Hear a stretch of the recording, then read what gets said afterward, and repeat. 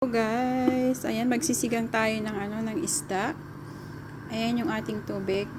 Malamig dito kaya yan, sabaw-sabaw tayo ngayon. Ito naman yung ating isda guys. Ayan. Pinaghalo ko na siya. Itong isda, masarap tong isda na to. Tsaka ito. Ayan guys, luto-luto tayo ng sinigang na isda. Ayan guys yung ating petsa. Hiniwalay ko yung tangkay kasi sabay ko siya sa fish para malambot. At ito naman yung ating dahon. Ayan guys, ang ating petchay. Ito na guys yung ating pagsigangan. Medyo kumukulo-kulo na.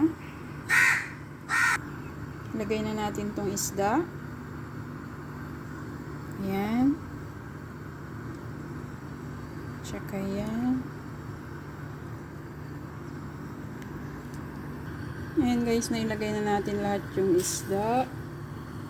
Ilagay naman natin ngayon yung tangkay ng pechay. Ayan guys. Ayan na guys yung ating gulay. Lagyan natin yung ating asin. Ayan, punong-puno na guys. Puro gulay na lang to. Gusto ko kasi yung maraming gulay.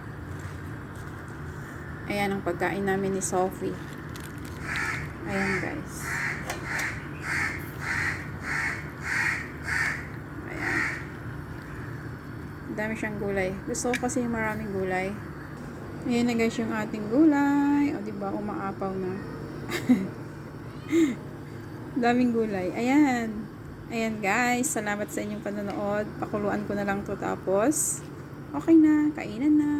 Thank you for watching guys. God bless us all.